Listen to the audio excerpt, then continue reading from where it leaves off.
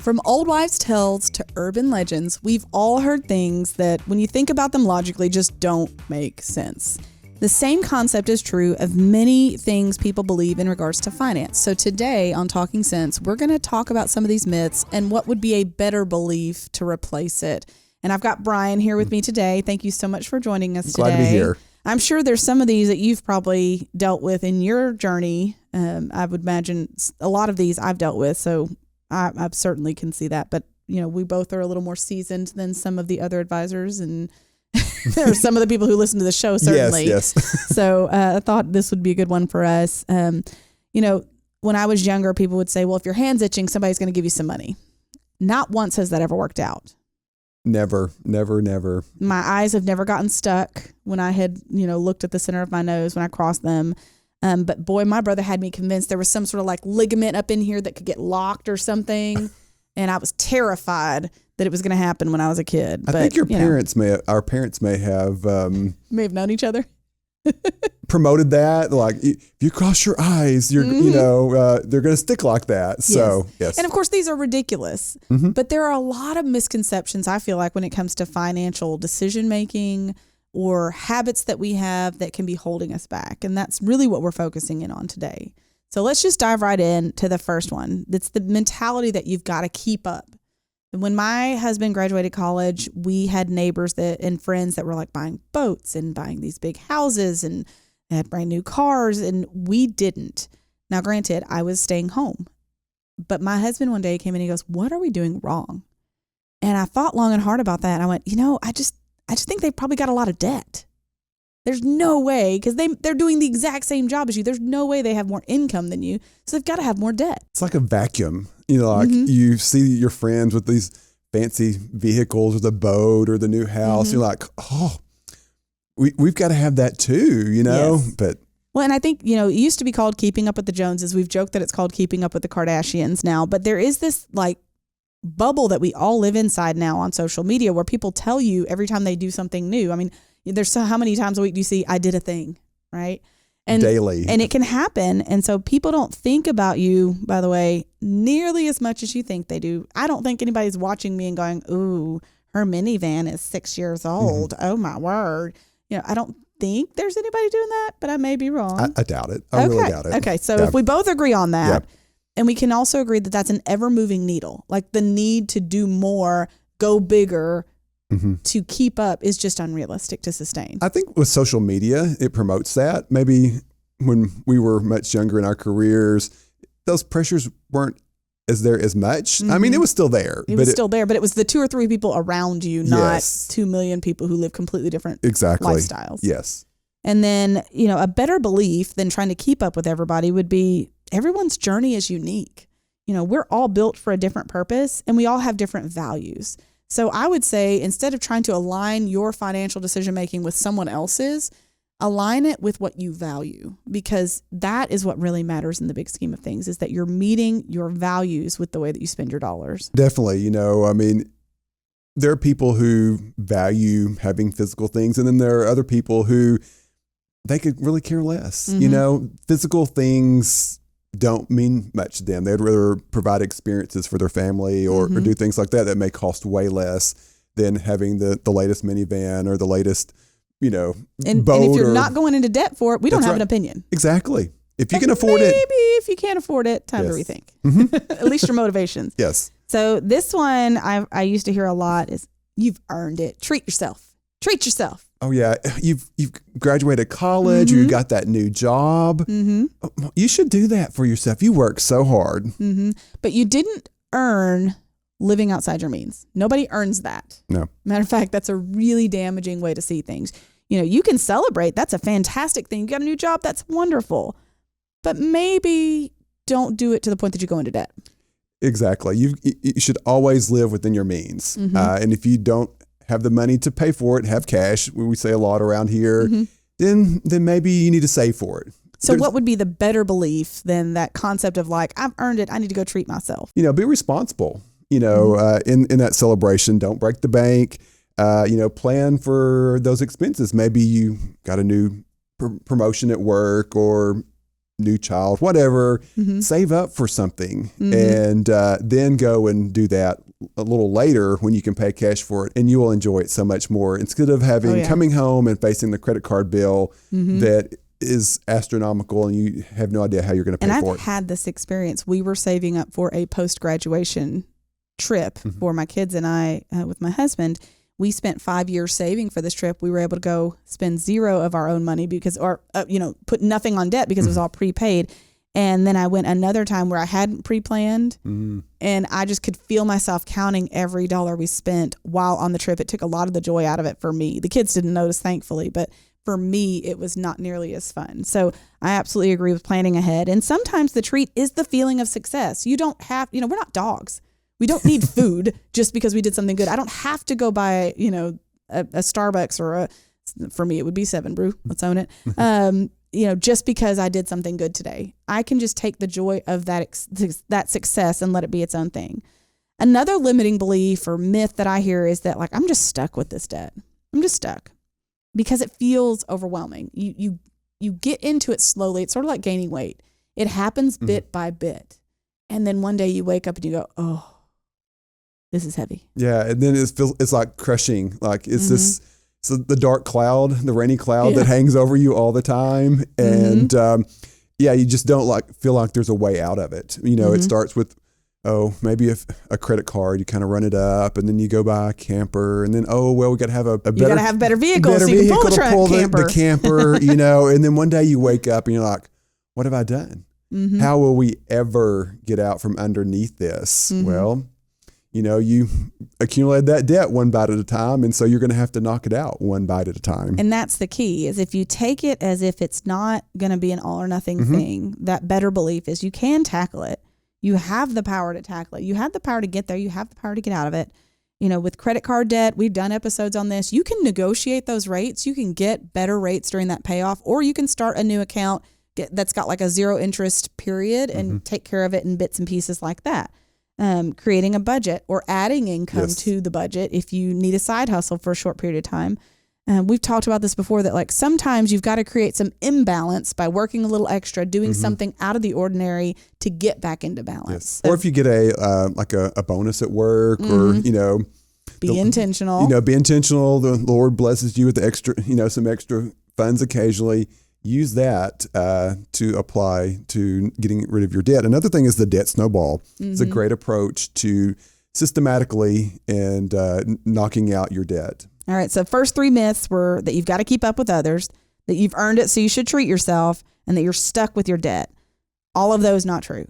The next one is everything's going to be fine. That song, Don't Worry About a Thing. Yeah. That doesn't work. That doesn't work. Not at all. Now, should you worry about everything? Of course not. But putting off decisions, doing nothing about your debt, that's only going to make it worse. Yes. It's kind of that analysis paralysis kind of thing that we've talked about before, that, just refusing to make decisions. We've all had family members or friends who just can't make a decision to save their life. And instead of, there was never a right or wrong decision. Yes. They just need to make one. And just move. I had a friend give me some advice once when I was going through a difficult time, and she said, just focus on the next logical step. Keyword being logical. Go to the next logical thing. Don't let your emotions decide, because you'll just sit in bed and mope. But she said, go to the next logical thing. So here are some basics that you could work on, some logical steps. If you don't have a budget, create a budget. If you don't have a plan, create a plan. Negotiate where you can. Some debts, if that's what you're dealing with, are negotiable. And then tackle things in an orderly fashion. I didn't say necessarily in the order of importance. Whatever thing you can get done to feel that win, start there. And then start building some emergency savings so the next time something derails you, you're covered. It's just an inconvenience, not an emergency if you got the funds to cover it.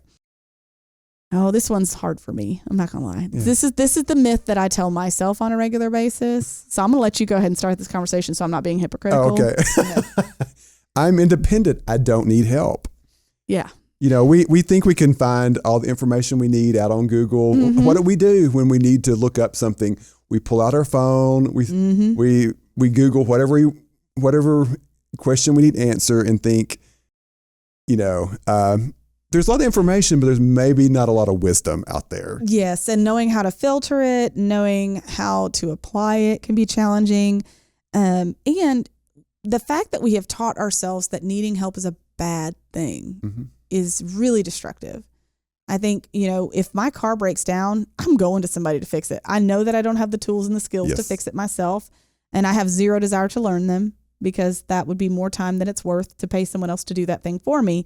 But when it comes to my financial journey, there are times where my pride steps in, and I don't want anybody to know the mistakes that I've made.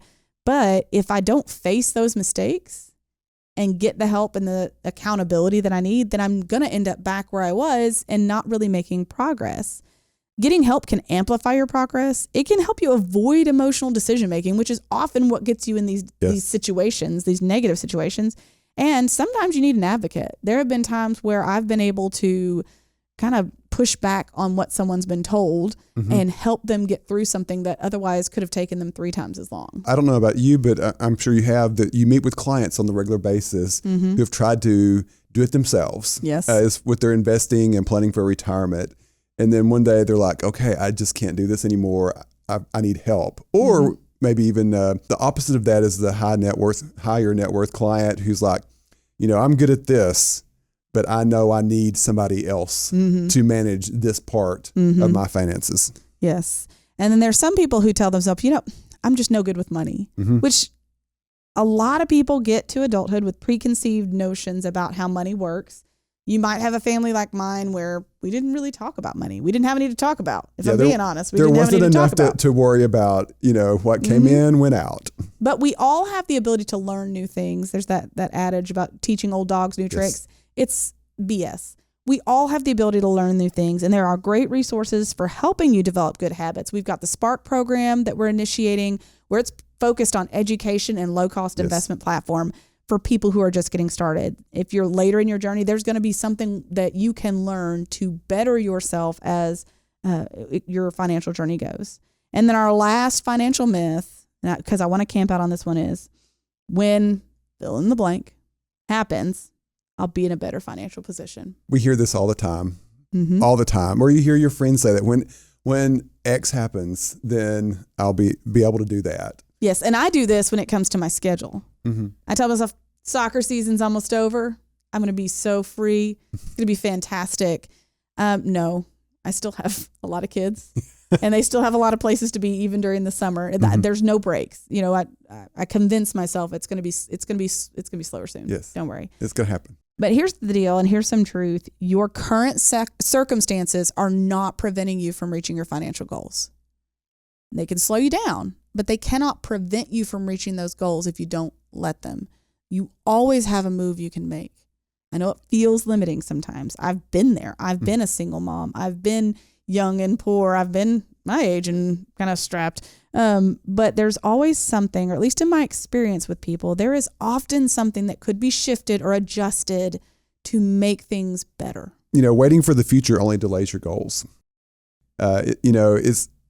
You may think your situation is going to change in the future.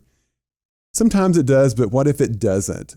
And you could have been making little baby steps or minor adjustments all along. So, there's never a better time than now to get started. Yes, I think the most common one we hear is, when I get the next pay raise, those aren't guaranteed in a lot of jobs. But even when you get them regularly, what the statistics have taught is that most people just increase their spending. Yes. They get a pay raise, they spend more money. So it is much better. A better belief is that you can make changes today to move closer to your goals. Like you mentioned, baby steps even are better than no steps. Yes. So write those goals down. What I have found in my life and what I've found in my clients' life is when goals are written down and they're put somewhere that you can see them, they're more likely to be met. When you keep them at the forefront of your mind, they're more likely to be met. And for some people, we use visual things. I used to, when I was working on paying off something, it's kind of childish, but I literally had like the links, and each of those links was $100 of debt. Okay. And I was paying it off little by little. And it really helped because my kids had a visual of why we weren't doing certain things. And it also helped me stay focused and feel accomplished. Every time I got to break one of those, it was like breaking a chain in my mind. Okay. That I couldn't do this and retraining my brain. For me, when I was going through the Dave Ramsey program, I put the 7 baby steps on the refrigerator. So every time I went to reach for the refrigerator door, It was right there in eyesight, not that it's prevented me from getting anything out of the refrigerator, but it kept it on your mind. Kept it on my mind. I saw it multiple times a day. All right, it's time for our last 2 cents. So I'm going to let you go first, Brian. Okay. The biggest lie we tell ourselves is that we don't have the power to change or reach our goal.